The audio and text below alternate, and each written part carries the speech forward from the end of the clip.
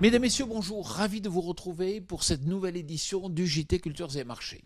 Alors, nous commencerons cette émission en évoquant l'accélération de la demande internationale en blé en ce début d'année. Nous parlerons ensuite de l'impact de la vague de froid aux États-Unis avant de discuter du potentiel de production de soja en Amérique du Sud. Enfin, nous ferons un focus sur le stock d'huile de palme en Malaisie.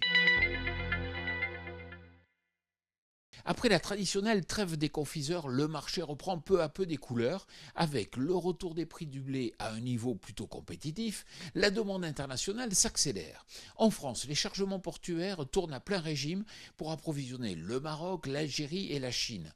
Cette cadence export soutenue pourrait atteindre 1,4 million de tonnes en janvier et elle devra le rester au vu du retard accumulé sur les 6 premiers mois de la campagne. Mais la demande ne s'arrête pas là. En effet, l'Égypte, l'Algérie puis la Tunisie ont successivement lancé de nouveaux appels d'offres. Si une vague de froid touche actuellement l'Europe et la mer Noire, l'Amérique du Nord n'est pas épargnée et les premières craintes apparaissent aux États-Unis.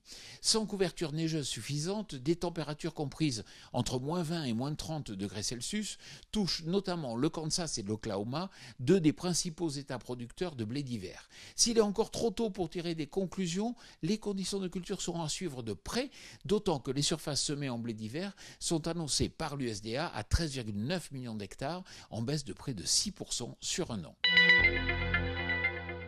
Au Brésil, la récolte de soja débute. Alors si les premiers échos des rendements sont plutôt décevants, l'USDA annonce dans son premier rapport de l'année une baisse de production de 4 millions de tonnes à 157 millions de tonnes, soit une estimation au-dessus du consensus des analystes. Au même moment, l'Office américain surprend en rehaussant de 2 millions de tonnes à 50 millions de tonnes la production argentine qui pourrait ainsi compenser pour moitié la perte brésilienne. Au final, les disponibilités en soja en Amérique latine restent plus que confortables, sachant que les potentiels s'améliorent également au Paraguay et en Uruguay. 2,3 millions de tonnes, c'est le stock malaisien d'huile de palme à fin décembre 2023 selon le MPOB. Alors c'est le plus haut niveau de stock depuis la campagne 2018-2019. D'un côté, la faiblesse de la demande chinoise ne dynamise pas les exportations. De l'autre, la baisse de la production saisonnière se poursuit, même si cette dernière est supérieure à la moyenne des 5 dernières années. À moyen terme, les craintes pesant sur la production de palme s'atténuent et l'intensité du phénomène climatique El Niño, synonyme de déficit hydrique, devrait s'atténuer avec l'arrivée du printemps. Voilà, le JT Culture et Marché, c'est terminé. Je vous souhaite une excellente semaine.